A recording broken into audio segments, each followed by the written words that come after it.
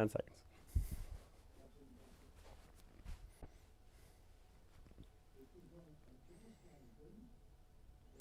All right, it is 6:30 p.m. on this Saturday evening. I'm meteorologist Joe DeCarlo, cutting in on News 4 San Antonio Facebook page, as well as the Fox SA Facebook page as well. And we're continuing to monitor the Guadalupe River in Kerrville. This is Louise Hayes Park in Kerrville, and we do have a flash flood warning issued until 7:15 p.m. this evening. So we've been keeping our eyes very closely on the Guadalupe River. We've noticed a little bit of a rise over the past hour or so, but nothing significant. There is a flash flood warning for the possibility of a 3 to 6 foot rise on the Guadalupe River, and that's why we're just keeping our close eyes on it, and we are suggesting to just stay away from the Guadalupe River. This is not a 30-foot rise like what we saw on July 4th, but 3 to 6 feet could be dangerous, so make sure to just stay away from the Guadalupe River during this flash flood warning. Again, it's until 7:15 p.m.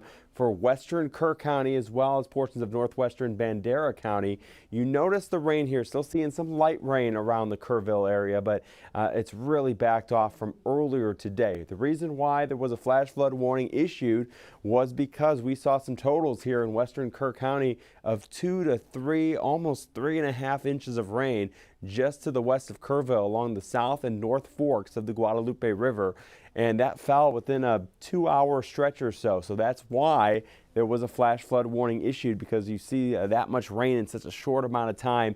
It's all going to flow down to the Guadalupe, and we could see a rise. Again, the estimated rise was 3 to 6 feet from the National Weather Service, and that's why we do have that flash flood warning for another 45 minutes or so. And we're going to continue to monitor that over the next hour or so. Elsewhere, we've seen some high rainfall totals here across the hill country. You see many areas 2 to 3 inches the past several hours. The radar now, most of the heavy rain is now pushing to the south. So if you're around San Antonio, Bexar County, a lot of outflow boundaries have collided, and that's put out some gusty winds, 40 to 50 mile an hour winds, as well as some brief heavy rain that has popped up as well. Right now, it's 6:30. We're seeing some heavy rain on the northwest side of San Antonio, right near Helotes to the Six Flags area around La Cantera and the Rim. That's light rain from Bernie to Lake Hills back across the western hill country. And we do have some heavy downpours here just to the south of New Braunfels, St. Hedwig, north of Floresville. Some activity here in Guadalupe and Wilson counties right along the line there.